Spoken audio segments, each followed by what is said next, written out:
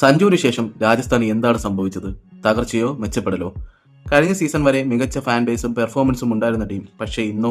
രാജസ്ഥാൻ റോയൽസിന്റെ നട്ടലെന്ന് ആരാധകർ വിളിച്ചിരുന്ന താരമായിരുന്നു സഞ്ജു സാംസൺ. എന്നാൽ അദ്ദേഹത്തിന്റെ CSKയിലേക്കുള്ള ട്രാൻസ്ഫറിന് ശേഷം രാജസ്ഥാൻ റോയൽസിന്റെ അവസ്ഥ നമുക്കൊന്ന് നോക്കാം. സഞ്ജു രാജസ്ഥാനിൽ ഉണ്ടായിരുന്നപ്പോൾ ടീമിനുണ്ടായിരുന്ന നേട്ടങ്ങളാണ് നമ്മൾ ആദ്യം പരിശോധിക്കുന്നത്. മികച്ച റൺ വേട്ടക്കാരൻ. രാജസ്ഥാന് വേണ്ടി 4000-ലധികം റൺസ് നേടിയ ഏക താരം സഞ്ജു സാംസണാണ്. സഞ്ജുവിന്റെ അഗ്രസീവ് ബാറ്റിംഗ് ടീമിനെ നട്ടലായിരുന്നു. പല മത്സരങ്ങളിലും രാജസ്ഥാനെ വിജയിപ്പിച്ച് കയറ്റിയത് ഈ മലയാളി പയ്യനായിരുന്നു. Captain cool. ഒരുപക്ഷേ MS ധോണിക്ക് ശേഷം IPL കണ്ട ഏറ്റവും കൂളായ ക്യാപ്റ്റനായിരുന്നു സഞ്ജു.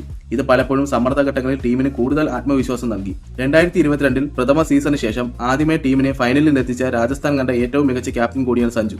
രാജസ്ഥാന്റെ ഓൾറൗണ്ടർ. സഞ്ജു സാംസൺ രാജസ്ഥാനിൽ ഉണ്ടായിരുന്ന സമയത്ത് ആ ടീം മുഴുവൻ അദ്ദേഹത്തെ ചുറ്റിപ്പറ്റിയിരുന്നു. Captain, wicket keeper, middle order anchor എല്ലാം ഒരാൾ. അതുമാത്രമല്ല, സഞ്ജു ക്യാപ്റ്റനും വിക്കറ്റ് കീപ്പറും അതിലുപരി മികച്ച ബാറ്ററുമായതിനാൽ ടീമിന് 4 വിദേശ താരങ്ങളെ മികച്ച രീതിയിൽ ഉപയോഗിക്കാൻ കഴിഞ്ഞിരുന്നു. സഞ്ജു ടീം വിട്ടതോടെ രാജസ്ഥാനിൽ വന്ന മാറ്റങ്ങൾ ഇനി നമുക്ക് നോക്കാം. ഓൾറൗണ്ട് ശക്തി. സഞ്ജുവിന്റെ മാറ്റത്തിന് പിന്നാലെ എത്തിയ രവീന്ദ്ര ജഡേജ, സാം കറൻ എന്നിവർ രാജസ്ഥാന്റെ ഓൾറൗണ്ട് മികവ് വർദ്ധിപ്പിച്ചു. എന്നാൽ സാം കറന്റെ പരിക്കും ജഡേജ പ്രതീക്ഷിച്ച രീതിയിൽ പ്രകടനം പുറത്തെടുക്കാത്തതും തിരിച്ചടിയായി. തലമുറ മാറ്റം. വർഷങ്ങളോളം സഞ്ജുവിലേക്ക് ഒതുങ്ങിയ ടീം ഇപ്പോൾ റിയാൻ പരാഗിന്റെയും യശസ്വി ജയ്സ്വാളിന്റെയും കീഴിൽ ഉയർന്നു വരുന്നു. വിക്കറ്റ് കീപ്പർ, ക്യാപ്റ്റൻ, ബാറ്റർ എന്നീ ഉത്തരവാദിത്തങ്ങൾ മറ്റ് താരങ്ങൾ ഏറ്റെടുക്കാൻ ഇത് വഴിയൊരുക്കി. നിലവിൽ പ്ലേ ഓഫ് സാധ്യതകൾ രാജസ്ഥാൻ നിലനിർത്തുന്നുണ്ടെങ്കിലും സഞ്ജുവിന്റെ ട്രാൻസ്ഫർ അവർക്കുണ്ടാക്കിയ നഷ്ടങ്ങൾ ചെറുതൊന്നുമല്ല. റൺ വേട്ടയിലെ കുറവ്. സഞ്ജു രാജസ്ഥാനായി സ്ഥിരമായി അടിച്ചിരുന്ന വലിയ സ്കോറുകൾ ഇപ്പോൾ ഇല്ല. ഇത് മറ്റ് ബാറ്റർമാർക്ക് മേൽ വലിയ സമ്മർദ്ദമുണ്ടാക്കുന്നു. എന്നാൽ അതിനൊത്ത് സ്ഥിരതയാർന്ന പ്രകടനം പുറത്തെടുക്കാൻ അവർക്ക് കഴിയുന്നുമില്ല. പല പ്രഷർ സിറ്റുവേഷനെ അതിജീവിക്കാൻ ഇന്ന് രാജസ്ഥാന് കഴിയുന്നില്ല. ക്യാപ്റ്റൻസി പ്രശ്നം. ടീമിന് വലിയ ആത്മവിശ്വാസം നൽകിയ ആ ക്യാപ്റ്റൻ ഇന്ന് ചെന്നൈയിലാണ്. ഇതിന് പിന്നാലെ പരിചയസമ്പന്നനായ സഞ്ജുവിന് പകരം പുതിയ ക്യാപ്റ്റനായ റിയാൻ പരാഗ് ടീമിനെ നയിക്കാൻ ബുദ്ധിമുട്ടുന്നുമുണ്ട്. നിർണായക ഘട്ടങ്ങളിലെ പല തീരുമാനങ്ങളും തിരിച്ചടിക്കുന്നതും വിവാദം, പരിക്ക്, ഫോം ഔട്ട് ഇവയെല്ലാം മറ്റു തലവേദനയും.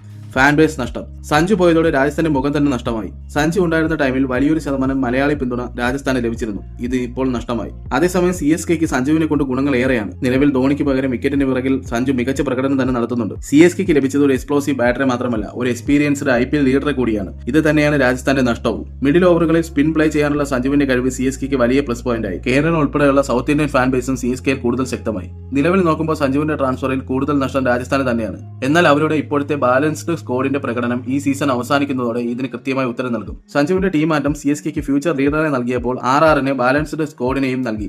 ഈ സീസണിൽ പല മികച്ച പ്രകടനങ്ങളും രാജസ്ഥാൻ പുറത്തെടുത്തിട്ടുണ്ടെങ്കിൽ കൂടിയും അത് പലപ്പോഴും വൈഭവ് സൂര്യവംശി എന്ന ഒരു യുവതാരത്തിനെ ആശ്രയിച്ച് മാത്രമാണ്. അതേസമയം സഞ്ജു കൂടി ഇതേ ഫോമിൽ രാജസ്ഥാനിൽ തുടർന്നിരുന്നുവെങ്കിൽ ഇപ്പോഴത്തെ അവസ്ഥ നമുക്ക് ചിന്തിക്കാവുന്നതേ ഉള്ളൂ. രാജസ്ഥാൻ ഇതിനേക്കാൾ മികച്ച പ്രകടനം ഈ സീസണിൽ കാഴ്ചവെക്കാമായിരുന്നു. പക്ഷേ ഒരു കാര്യം ഉറപ്പ്, സഞ്ജു സാംസൺ ഇനി കളിക്കുന്ന ഓരോ CSK വേഴ്സസ് RR മത്സരവും IPLലെ ഏറ്റവും ഇമോഷണൽ ബാറ്റിലായിരിക്കും. നിങ്ങളുടെ അഭിപ്രായത്തിൽ സഞ്ജു CSKയിലേക്ക് പോയത് ശരിയായ തീരുമാനമായിരുന്നോ, അല്ലെങ്കിൽ RR അദ്ദേഹത്തെ നിലനിർത്തേണ്ടതായിരുന്നോ? അഭിപ്രായങ്ങൾ കമന്റായി രേഖപ്പെടുത്താം.